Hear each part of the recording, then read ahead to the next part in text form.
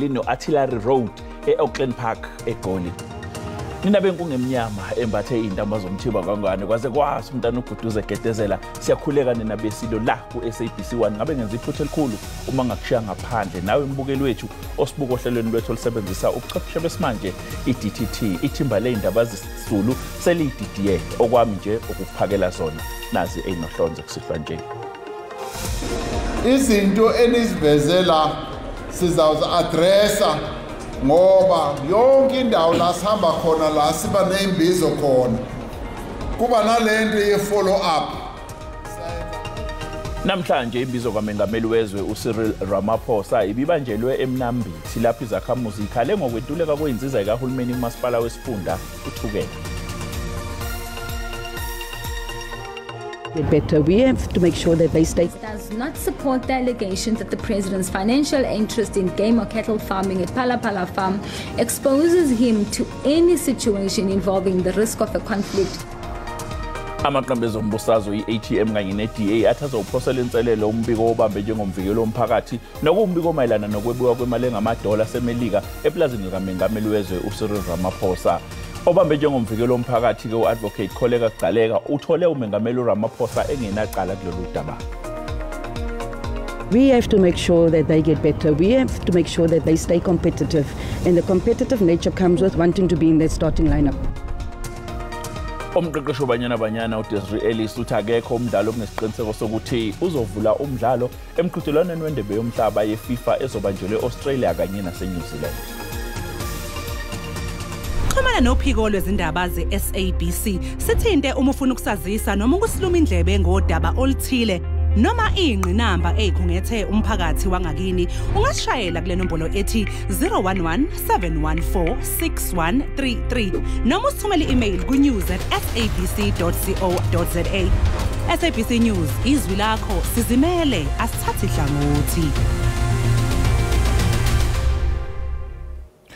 Izakhamuzi engaphansi kwesifunda uthukela inyakatho yesifundazwe kwaZulu-Natal zikhala ngokungahlinzekwa ngamanzi. Lokhu zikudalile ngesikhathi uMengameli wezwe uCyril Ramaphosa esingethe imbizo yehhovisi lakhe esikhombisa lapho ifikela khona mathupha emphakathini ukuzolalela izikhalo zezakhamuzi. Lo mphakathi oningi lawo lidla imbuya ngothi phakathi kweinsizo oyidingayo ukwakhelwa imigwaqo kanye namabloho, imitholampilo nokuhlinzwa kwakhe ngogesi.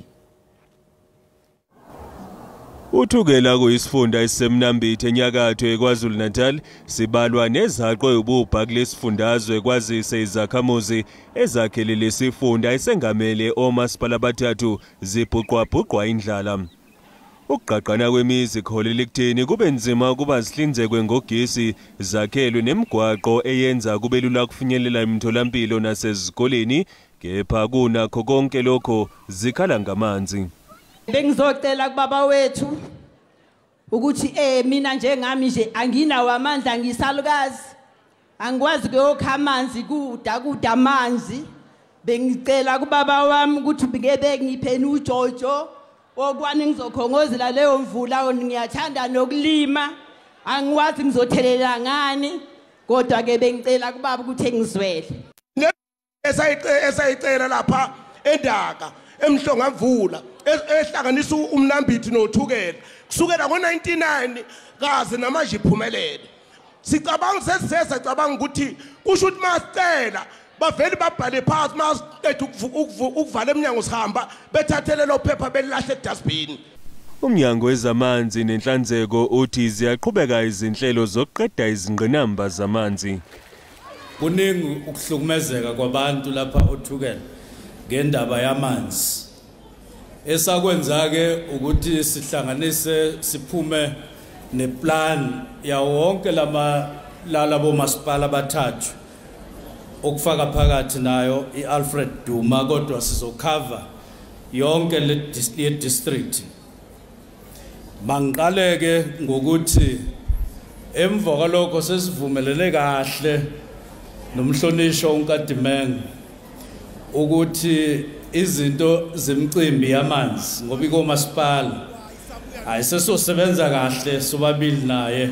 Kulonyaka sizokwakha 17 KwaZulu-Natal aspread kuma district onke ngikholwa ukuthi amane 4 azoba la kumasipala wasothukela kule district. Umengameli uCyril Ramaphosa wethembise ukuthi bazolandelela uqinisekisa ukuthi izixazululo ezethulwe ongqongqoshe ziyafezeka. Izinto enizivezela sizawuza addressa ngoba yonke indawo la sihamba khona la siba nembizo khona kuba nalento ye follow up siyenza o follow up o minister bayabuyela futhi no MEC bayabuyela futhi sibone ukuthi inkinga zomphakathi singaxazulula kanjani na. Umphakathi wasothukela ukhale ngomdonsiswano wamaqembu ezombusazwe ophazamisa ukulethwa kwentuthuko kubantu njengoba kulesifunda kubusa iIFP okufanele ixhumane neANC ephethe esifundazweni uqinisekisa ukuthi intuthuko abantu bayibona ngamehlo. Kulezi ndaba zeSABC ngingunqubeko Nzimande. Amaqembu ezombusazwe iATM kanye neDA athazoqinisekisa ukuthi uyabhekisiswa umbiko wobambe njengomvikelo womphakathi mayelana nodaba lokwebiwa kwemali eplazini likaMengameli wezwe uCyril Ramaphosa. Lokhu kuzemva kokuthi uadvocate Kholeka Gcaleka egeze igama likaMengameli kulolu daba wamkhipha phambili. Umbiko webamba lomvikelo womphakathi uadvocate Kholeka Gcaleka usaqinisekisa lokho ayekuthole embikweni wakhe wokuqala ngoNdasa.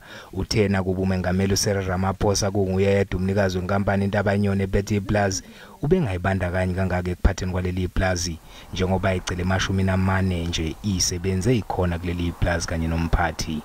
There is no basis to exalt such deliberations to a degree where it can be held that there existed a real or potential conflict of interest on the part of the President regarding his duty as the head of cabinet and his interest in the game cattle farming at Phala Farm in violation of the code.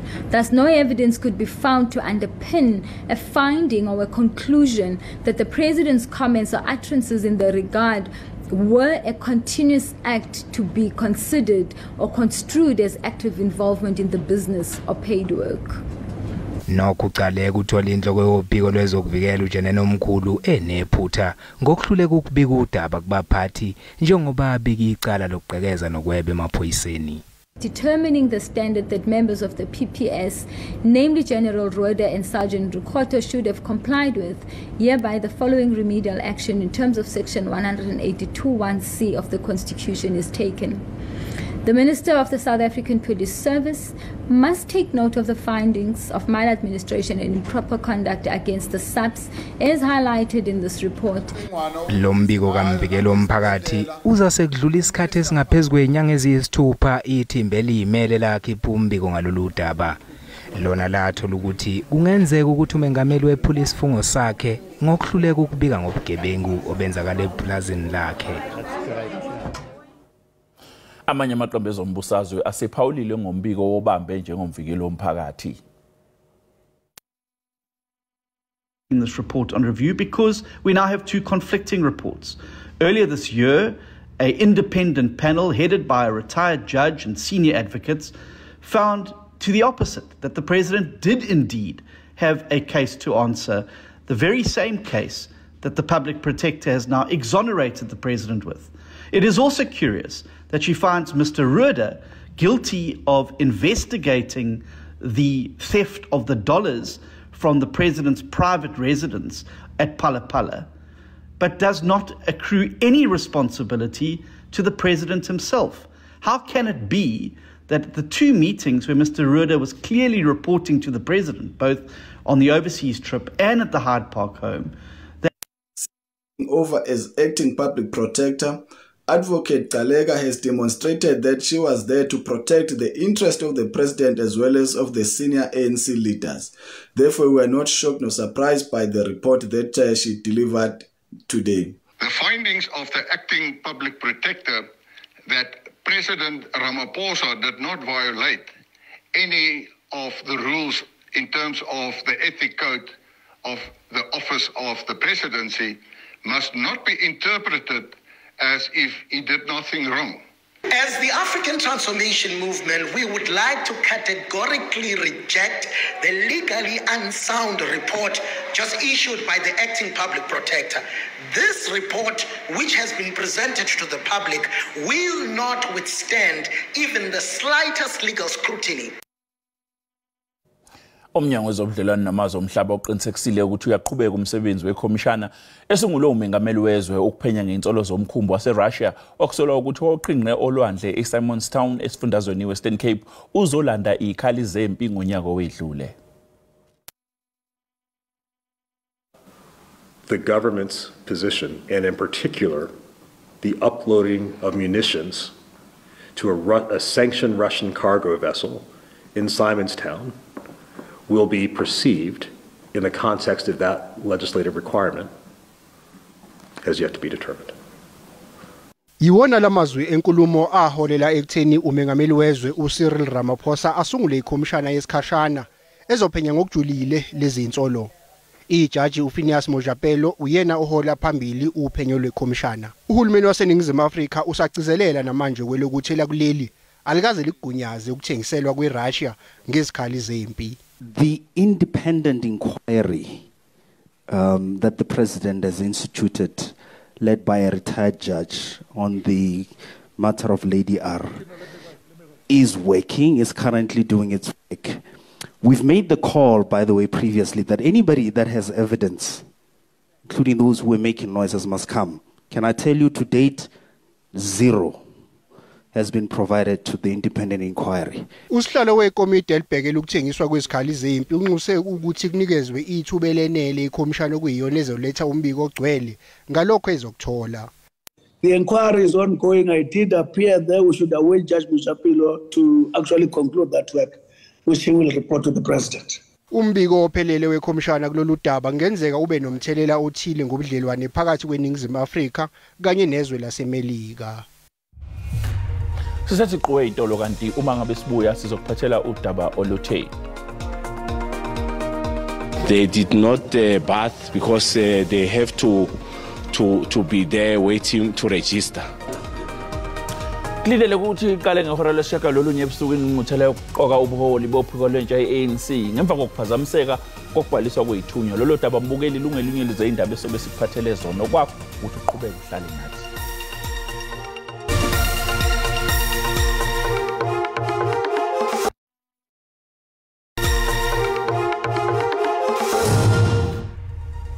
Asikubingelele mbukeli uma usanda kungena udabeni oluphambili besibike ukuthi namhlanje imbizo kaMengameli wezwe uCyril Ramaphosa ibibanjwe emnambithi lapho izakhamuzi zakhona zikhale ngokwentuleka kwensiza zikahulumeni. Mbukela sikukhumbuze ukuthi lezi ndaba ikhona na ku YouTube wena okumele ukwenze ngena kuyona uyigcine ngamagama athi SABC Izindaba na kanjani uzoyithola njengoba zinjalo. Kulindele ukuthi iqale ebusuku nje ingqungquthela yokuqoka ubuholi bophiko lwentsha ye-ANC eNazareth eGoli. Lwentsha lwe-ANC lwagcina ukubamba ingqungquthela kazwelonke ngo-2016 nalapho kwaqokwa khona uColin Mine njengomengameli.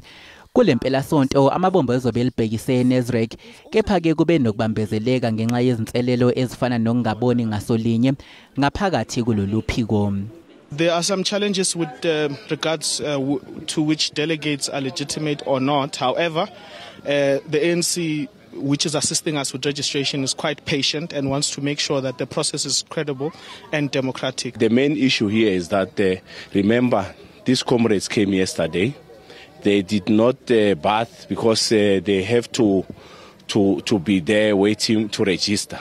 So after that, they have to go and refresh, so that when they come back, we can continue until the early hours of the morning. Le ngqungquthela izosingathwa nje unobhala jikelele we-ANC uFikile Mbalula nozobe eyihola uthi uzobhekana ngqo namalungu ophiko lwentsha lwalenhlangano esifundazweni Eastern Cape abambe ingqungquthela engekho emthethweni. This conference is highly protected by members of the Youth League, by the ANC itself. There's no member of the Youth League who will be disciplined in this conference. Okwamanje izintathu kuphela izifundazwe sezithelekile kule ngqungquthela kanti kulindeleke ukuthi iqale ngehora lesishagalolunye ebusuku. Umbiko uSihle Dlamini wezindaba ze-SABC. Umengameli wezwe uCyril Ramaphosa kulindeleke ukuthethula imfanekiso ebaziwe yobe ungumengameli wezwe uNelson Mandela ngenyanga ezayo esifundazweni iEastern Cape. Owayesakuba ngumongameli welizwe loMzantsi Afrika uNelson Rolihlahla Mandela inkokheli yayinesisa ekwayinkokheli yakhokhele uxolo ekwalitshantliziyo lokulwela inkululeko yelizwe loMzantsi Afrika. Ngoku iminyaka elishumi wathi walandulela eli kuyiyo loo nto iNelson Mandela Museum ithe gqulu ukwenza iinkqubo zokuqinisekisa ukuba kugcinwa imbali yakhe ngokusesikweni. He inherited a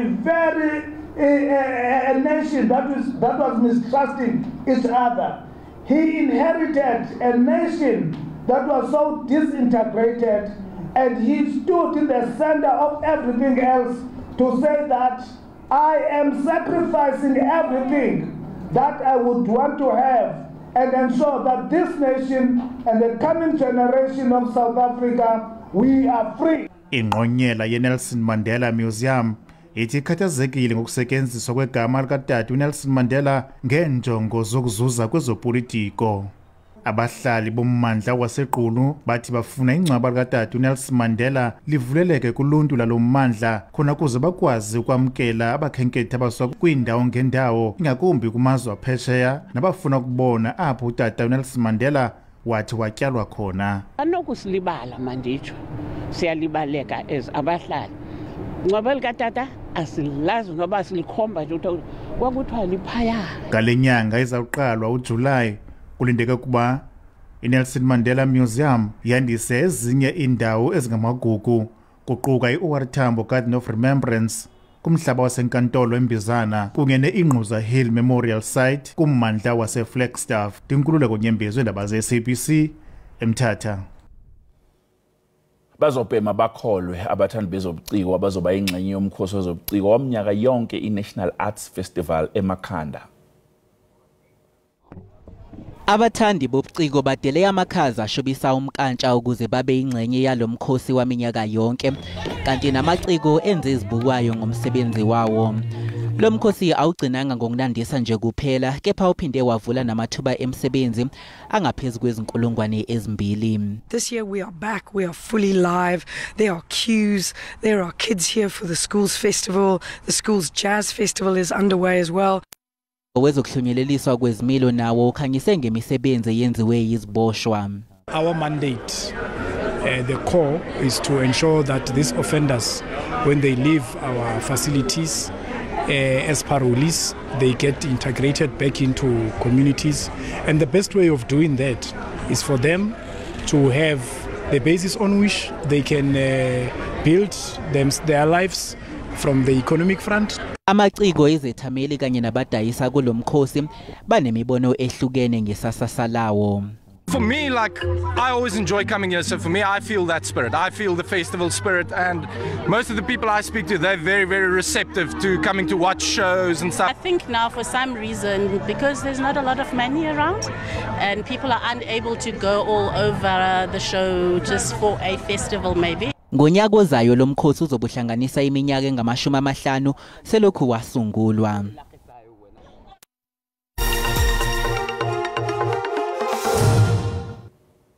Umqeqeshi wabanyana uDesiree Ellis uthi akekho umdlalo kunesiqiniseko sokuthi uzovula umdlalo emqhudelwaneni wendebe yomhlaba yeFIFA ezobanjelwe eAustralia kanye naseNew Zealand.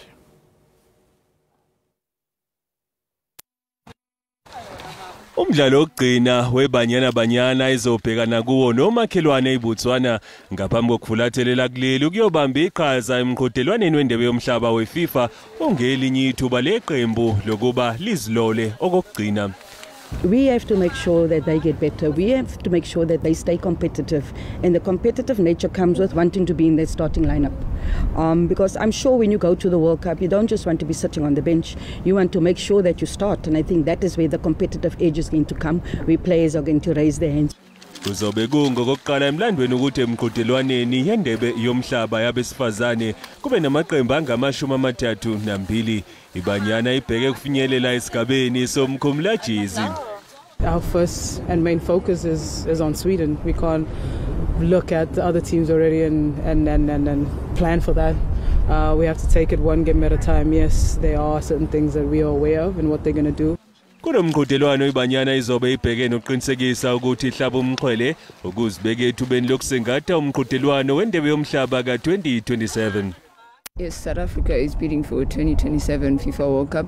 That will be incredible for FIFA to come to Africa, and it would be nice for us to host the World Cup in Africa. It will be the first African country to host the World Cup, creating opportunities, job opportunities for our people. Ezimnandi ke zethu Thembi Kgatlana uzenze eMelika obekade limele useyingxenye yeqembu njengoba agcina ngoNtulikazi nyakenye ukumela iqembu lesizwe. Injabulo kanye nobumnandi bizobe buzwe eThekwini esifundazweni kwaZulu-Natal ngalempela sonto njengoba sewufikile umjaho omkhulukazi wamahashi iDurban July.